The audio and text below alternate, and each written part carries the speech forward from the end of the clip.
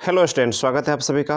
मैं एन के तुलसी और आज के वीडियो लेक्चर के अंतर्गत मैं आपको 5 अंक का वो सारे इम्पोर्टेंट क्वेश्चन प्रोवाइड करने जा रहा हूँ। और आपको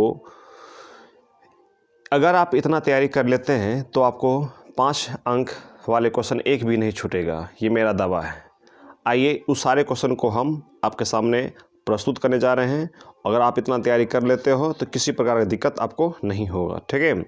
देखिए, जहां हम ट्रिपल टिक लगा दें वो बहुत इंपॉर्टेंट क्वेश्चन होगा, उसको आप कभी भी मत भूलना, ठीक है। उसको आप तैयारी जरूर कर लेना। कहता है क्वेश्चन, क्वथनांक का उन्नयन से आप क्या समझते हैं। क्वथनांक उन्नयन एवं विलय के अनुभार मतलब घुल के अनुभार के बीच संबंध स्थापित करें। ये क्वेश्चन बहुत ही इंपॉर्टेंट है। क्वथनांक का उन्नयन से आप क्या समझते हैं, राउल्ट के नियम का उल्लेख करें। मतलब क्या, क्वथनांक का उन्नयन से संबंधित जो राउल्ट का नियम होता है उस राउल्ट के नियम को लिखना है। और यह विद्युत अनवघट्य घुल का अनुभार ज्ञात करने में किस प्रकार उपयोग है। दोनों क्वेश्चन सेम ही है, पूछने का तरीका अलग अलग है, ठीक है। तो इस क्वेश्चन को बहुत इंपॉर्टेंट है, इसको जरूर याद रखना, ठीक है। चलिए नेक्स्ट क्वेश्चन कहता है कि हिमांक के अवनमन संबंधी राउल्ट के नियम लिखें। हिमांक के अवनमन से आप क्या समझते हैं। हिमांक के अवनमन एवं विलय के अनुभार के बीच संबंध स्थापित करें, ठीक है ना। मतलब डेल्टा टीएफ और मोलर मास जो होता है ना, किसका, सॉल्यूट का, इसके बीच हमें संबंध दिखाना है, ठीक है। जो फॉर्मूला होता है उस फॉर्मूला को सिद्ध करना है यहाँ, ठीक है। या उसी क्वेश्चन को ऐसे भी पूछा जा सकता है, पूछा जाता भी है। हिमांक के अवनमन से आप क्या समझते हैं।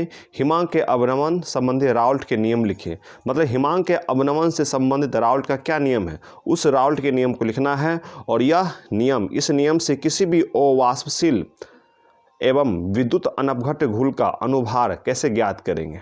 सेम क्वेश्चन वही है, पूछने तरीका अलग अलग है ना, घुमा को आपको पूछेगा, लेकिन ये क्वेश्चन बहुत ही इंपॉर्टेंट है, याद रखना। चलिए नेक्स्ट क्वेश्चन कहता है, देखिए, तत्वों का निष्कर्षण चैप्टर से लोहा का निष्कर्षण, एल्युमिनियम का निष्कर्षण, कॉपर का निष्कर्षण, ये 3 तो आप हमेशा याद करके ही जाना। तीनों में से एक क्वेश्चन तो आपको हमेशा एग्जाम में रहता ही है, इस बात को आप दिमाग में हटा लीजिए। अगला क्वेश्चन कहता है कि लोहा ना, ये आपका इनऑर्गेनिक केमिस्ट्री का है ना, 6th चैप्टर का है। लोहा मतलब आयरन, लोहा के प्रमुख अयस्क के नाम लिखें। या क्वेश्चन ऐसा भी आ सकता है, लोहा के 2 प्रमुख अयस्क के नाम लिखें और लोहे के निष्कर्षण के निहित सिद्धांत को लिखें। मतलब क्या, लोहा का निष्कर्षण कैसे किया जाता है उसके बारे में पूरा रासायनिक समीकरण के साथ आपको देना होगा जवाब, ठीक है। ये क्वेश्चन बहुत ही इंपॉर्टेंट है, समझिए। अगला क्वेश्चन कहता है एल्युमिनियम के प्रमुख अयस्क के नाम लिखें। ऐसे भी आ सकता है, एल्युमिनियम के 2 प्रमुख अयस्क के नाम लिखें। एल्युमिनियम के निष्कर्षण के सिद्धांतों को लिखें ना, मतलब एल्युमिनियम का निष्कर्षण कैसे किया जाता है उसको सिद्धांत रासायनिक समीकरण के साथ आपको दिखाना है, लिखना है। बहुत ही ये इंपॉर्टेंट क्वेश्चन है। या और में हम आपको दे दिए हैं कि बॉक्साइट से एल्युमिनियम का निष्कर्षण की विधि को संक्षेप में आपको लिखना है, ठीक है। ये क्वेश्चन बहुत ही इंपॉर्टेंट है, 5 नंबर का ये क्वेश्चन आता है एग्जाम में, ठीक है। अगला क्वेश्चन आपका है कॉपर मतलब तांबा के प्रमुख अयस्क के नाम लिखे। यह क्वेश्चन आ सकता है कि तांबा या कॉपर के 2 प्रमुख अयस्क के नाम लिखे। कॉपर पायराइट से कॉपर का निष्कर्षण कैसे किया जाता है, मतलब कॉपर के निष्कर्षण का वो सारे निहित सिद्धांत का रासायनिक समीकरण के साथ आपको जवाब देना है, ठीक है। तो ये क्वेश्चन बहुत इंपॉर्टेंट है ना, ये तीनों याद रखना, लोहा, तांबा, एल्युमिनियम का निष्कर्षण। नेक्स्ट क्वेश्चन कहता है कि प्रासरण दाब से आप क्या समझते हैं। देखिए, प्रासरण दाब, परिसारक दाब, प्रासरणी दाब, तीनों एक ही है, समझिए। सबका इंग्लिश होता है, ऑस्मोटिक प्रेशर होता है। तो ऑस्मोटिक प्रेशर से आप क्या समझते हैं, सिद्ध करें कि प्रासरण दाब एक अनुषंग गुणधर्म है। मतलब प्रासरण जो दाब होता है, प्रासरणी जो दाब होता है, ऑस्मोटिक प्रेशर जो है वो एक कोलिगेटिव प्रॉपर्टी है, उसको आपको प्रूव्ड करना होता है ना। ये प्रूव करना होता है पाई बराबर CRT या पाई भी बराबर NRT, यही प्रूफ करना होता है ना। मतलब पाई जो है वह क्या होता है जी, C के समानुपाती होता है, पाई जो है वहाँ N के समानुपाती होता है। इसको हमें प्रूफ करके दिखाना होता है, ठीक है ना। चलो, तो ये आपको याद रखना है ना। प्रासरण दाब 4 प्रकार के होते हैं, आपको पता होना चाहिए। ये क्वेश्चन बहुत ही इंपॉर्टेंट है, ठीक है। चलिए, अब केमिकल काइनेटिक्स चैप्टर से जो ये है क्वेश्चन, प्रथम कोटि अभिक्रिया का वेग या दर स्थिरांक का व्यंजक प्राप्त करें, बहुत ही इंपॉर्टेंट क्वेश्चन है। ये 5 नंबर में आता है और अधिकांश बार पूछी गई है बिहार बोर्ड में और ये बार बार एग्जाम में पूछी जाती है। तो प्रथम कोटि अभिक्रिया से आप क्या समझते हैं, शून्य कोटि अभिक्रिया से क्या समझते हैं, इस सब का डिफिनेशन उदाहरण सहित आप इसको याद रखना, ठीक है ना। प्रथम कोटि अभिक्रिया का दर स्थिरांक या वेग स्थिरांक का व्यंजक प्राप्त करें, बहुत ही इंपॉर्टेंट क्वेश्चन है, ये बहुत ही इंपॉर्टेंट क्वेश्चन है। या डायरेक्ट दे देगा आपको प्रथम कोटि अभिक्रिया के गति स्थिरांक का व्यंजक प्राप्त करें ना, या क्वेश्चन दे देगा अभिक्रिया के प्रथम कोटि की गतिकी का वर्णन करें, क्यों प्रतिक्रिया का प्रथम कोटि कभी पूर्ण नहीं होती है, या क्वेश्चन दे दिया रहेगा प्रथम कोटि अभिक्रिया का व्यंजक प्राप्त करें। सब क्वेश्चन एक ही है, पूछने का तरीका अलग अलग है, इसको याद जरूर रखना। चलो अगला क्वेश्चन कहता है यहाँ पी ब्लॉक का एलिमेंट का है, गंधकाम्ल उत्पादन के संपर्क विधि का सिद्धांत को लिखें, ठीक है, या कॉन्टैक्ट विधि मतलब संपर्क विधि द्वारा व्यापारिक विधि से गंधकाम्ल बनाने की सिद्धांत को लिखें। मतलब क्या, H2SO4 सल्फ्यूरिक एसिड कैसे बनाया जाता है, गंधकाम्ल कैसे तैयार किया जाता है, ठीक है। ये क्वेश्चन बहुत ही इंपॉर्टेंट है, इसको याद रखना, पी ब्लॉक का बहुत ही इंपॉर्टेंट क्वेश्चन है। या ना ऐसे भी पूछ सकता है आपको, संपर्क विधि से गंधकाम्ल उत्पादन के सिद्धांत का रासायनिक समीकरण के साथ उल्लेख करें। और सल्फेट जो आयन होता है ना, सल्फेट आयन मतलब क्या, यहाँ थोड़ा सा लिखने में प्रॉब्लम हो रहा था इसलिए हम इसको ऐसे लिख दिए SO4 2-4, समझ गए, ठीक है। तो इसका जांच करता है लिखने के लिए, ये क्वेश्चन बहुत ही इंपॉर्टेंट है, इसको आप याद रखना, पी ब्लॉक का है, ठीक है। चलिए नेक्स्ट क्वेश्चन कहता है अमोनिया से नाइट्रिक अम्ल उत्पादन के सिद्धांत का वर्णन करें, ठीक है। मतलब अमोनिया से नाइट्रिक अम्ल हम कैसे तैयार करेंगे, कैसे बनाएंगे, उसको लिखना है। या नाइट्रिक अम्ल के निर्माण की ओस्टवाल्ड विधि का वर्णन करें। मतलब अमोनिया से नाइट्रिक अम्ल का बनाने का जो प्रोसेस होता है वह ओस्टवाल्ड प्रोसेस होता है। उस ओस्टवाल्ड प्रोसेस द्वारा कैसे नाइट्रिक अम्ल तैयार किया जाता है उसको बारे में हमें लिखना है। ये क्वेश्चन बहुत ही इंपॉर्टेंट है, पी ब्लॉक का बहुत ही इंपॉर्टेंट है, 5 नंबर में आता है, ठीक है। और अगला क्वेश्चन इसी में दिया हुआ है कि ताम्र धातु के साथ 50% तनु नाइट्रिक अम्ल की अभिक्रिया को लिखें। ये क्वेश्चन बहुत ही इंपॉर्टेंट है, समझ गए। चलिए नेक्स्ट क्वेश्चन आपको कहता है आदर्श अनादर्श घोल है, ठीक है ना, इसको याद रखना। चलिए अगला क्वेश्चन जो है आपका है, कहता है कि कार्बोहाइड्रेट, बायोमोलिकुल्स चैप्टर का ये है, कार्बोहाइड्रेट क्या है, इसका वर्गीकरण कैसे किया जाता है, ठीक है ना। तो आपको पता होना चाहिए, ये क्वेश्चन बहुत ही इंपॉर्टेंट है। इसी क्वेश्चन में से 2 नंबर का भी क्वेश्चन आ जाता है, ठीक है ना। जल अपघटन के आधार पर कार्बोहाइड्रेट, फिर आपका स्वाद के आधार पर शर्करा होता है, ठीक है। अपचायी शर्करा, अनपचायी शर्करा होता है, ठीक है। मोनोसेक्राइड, ओलिगोसेक्राइड, डाइसेक्राइड और ना पॉलीसेक्राइड, ये सब आपको पढ़ना होता है, ठीक है। तो कार्बोहाइड्रेट क्या है, इसके वर्गीकरण कैसे किया जाता है, इसको आप याद रखना हमेशा, ये क्वेश्चन बहुत ही इंपॉर्टेंट है। कहता है डीएनए आरएनए में अंतर लिखें, डीएनए आरएनए में अंतर लिखें और न्यूक्लिक अम्ल ना, ये क्वेश्चन बहुत इंपॉर्टेंट है, बार बार क्वेश्चन पूछ जाती है एग्जाम में, इस चीज़ को याद रखना, ठीक है ना। 11वां नंबर क्वेश्चन जो आपका है 12 नंबर क्वेश्चन है, बहुत ही इंपॉर्टेंट है। अगला क्वेश्चन आपका है आयोडीन का मुख्य स्रोत, आयोडीन के मुख्य स्रोत क्या है, इसे समुद्री घास से कैसे प्राप्त किया जाता है। मतलब समुद्री घास पात से इसे हम कैसे बनाते हैं, कैसे निर्माण इसका विधि है, वो निर्माण विधि को लिखना होता है, ठीक है। तो ये भी क्वेश्चन आपका बहुत ही इंपॉर्टेंट क्वेश्चन है, ठीक है। चलिए ना, ये आपका क्वेश्चन, ये भी क्वेश्चन रिपीट किया जाता है ना। अगर आप इसका जवाब नहीं दे पाते हैं तो और में अथवा में आपको 6 में से 3 जवाब देना होगा, ठीक है, इस चीज़ को याद रखना। आइए कोऑर्डिनेशन कंपाउंड चैप्टर है, वहाँ वर्नर के उपसह संयोजक यौगिक के सिद्धांत का वर्णन करें, ठीक है। और लिगेंड्स क्या होता है और उदाहरण के साथ उसका वर्गीकरण करना है, ठीक है। लिगेंड्स मोनोडेंटेड, डाइडेंटेड ना, ये सब जो है ना पॉलीडेंटेड लिगेंड्स होता है, उस सारे का डिफिनेशन के साथ उदाहरण हमें उदाहरण के साथ डिफाइन करना है। तो ये दोनों 5 नंबर का क्वेश्चन है, ठीक है। लिगेंड्स क्या है ना, इसका क्लासिफिकेशन के बारे में हमें उदाहरण के साथ जवाब देना होता है। अगला क्वेश्चन कहता है, ये सॉल्यूशन चैप्टर का है, प्रासरण और विसरण में क्या अंतर है, ठीक है।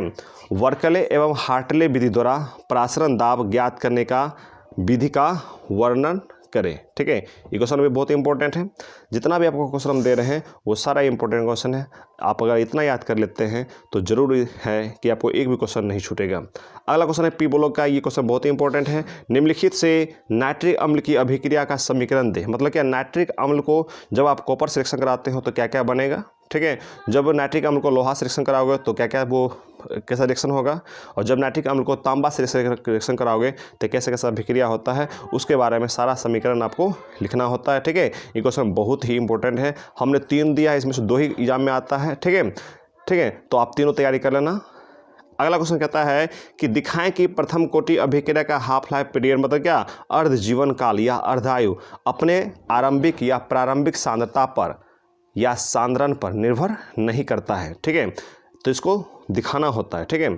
चलिए इसको आप याद करना, ठीक है। ये वैसे 2 नंबर में ही आता है, ठीक है। हो सकता है 3 नंबर और प्लस 2 नंबर मिलाकर 5 में पूरा दे, तो इसको याद करना। अगला क्वेश्चन कहता है, देखो ये पी ब्लॉक का आपका पी ब्लॉक में 5 ऐसा क्वेश्चन है, 5 नंबर या जो वो बहुत ही इंपॉर्टेंट है। उस 5 में से एक क्वेश्चन तो आपको हर हाल में आएगा ही आएगा, इस बात को हमेशा करना है। ये भी पी ब्लॉक का क्वेश्चन है। हैबर विधि द्वारा अमोनिया बनाने का सिद्धांत क्या है, मतलब हैबर विधि द्वारा हम अमोनिया कैसे तैयार करेंगे, और अमोनिया से नाइट्रिक अम्ल कैसे बना जाता है। तो अमोनिया से नाइट्रिक अम्ल बनाने का ओस्टवाल्ड प्रोसेस होता है, ठीक है ना। तो वो प्रोसेस को बताना होगा रासायनिक समीकरण देकर। ये क्वेश्चन बहुत ही इंपॉर्टेंट है, इसको जरूर याद रखना। अगला क्वेश्चन आता है ये क्लोरोफॉर्म ना, हेलोएल्केन हेलोएरिन के चैप्टर का है। क्लोरोफॉर्म बनाने की प्रयोगशाला विधि क्या होती है, उस विधि को लिखना है। इसकी निम्नलिखित से अभिक्रिया को लिखे, मतलब क्या, क्लोरोफॉर्म को जब जलीय KH के साथ रिएक्शन कराओगे तो क्या देगा ना, उसको हमें लिखना होता है। एसीटोन से रिएक्शन करवाओगे क्लोरोफॉर्म को तो क्या प्रोडक्ट देगा, और क्लोरोफॉर्म को जब आप सिल्वर डस्ट से रिएक्शन कराओगे तो वो प्रोडक्ट क्या देगा। ये क्वेश्चन बहुत ही इंपॉर्टेंट है, 5 नंबर में आती है। इस क्वेश्चन को हमेशा याद रखना, समझ गए, ठीक है। चलिए नेक्स्ट क्वेश्चन की ओर हम बढ़ते हैं। अगला क्वेश्चन आता है ये पॉलीमर चैप्टर का है। बहुलीकरण क्या है, योगात्मक बहुलीकरण और संघनन बहुलीकरण को परिभाषित करें उदाहरण के साथ। मतलब क्या, यह क्वेश्चन ऐसे भी आ सकता है, बहुलीकरण क्या है, ठीक है, और योगात्मक बहुलक और संघनन बहुलक ना। एडिशन पॉलीमर या एडिशन पॉलीमराइजेशन और कंडेंसेशन पॉलीमर या कंडेंसेशन पॉलीमराइजेशन करके क्वेश्चन आपको आएगा, डिफाइन करना है उदाहरण के साथ, ठीक है। ये भी क्वेश्चन बहुत ही आपका इंपॉर्टेंट है। जिस पर ट्रिपल टिक मार दें उसको जरूर याद रखना है आपको हर हाल में। एल्डिहाइड और कीटोन में समान समूह क्या होता है, कार्बोनिल समूह होता है, ठीक है। तो एल्डिहाइड और एसीटोन किस प्रकार से एक दूसरे से समानता और विषमता दर्शाता है, प्रत्येक के लिए एक उदाहरण देना है, ठीक है। इस पर भी एक नज़र रखना है आपको।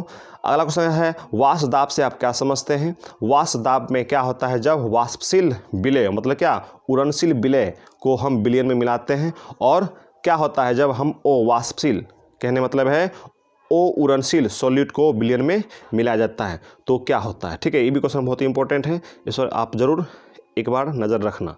अगला क्वेश्चन कहता है संक्रियन या सक्रिय ऊर्जा, जिसका इंग्लिश होता है एक्टिवेशन एनर्जी, क्या है, उससे क्या समझते हैं।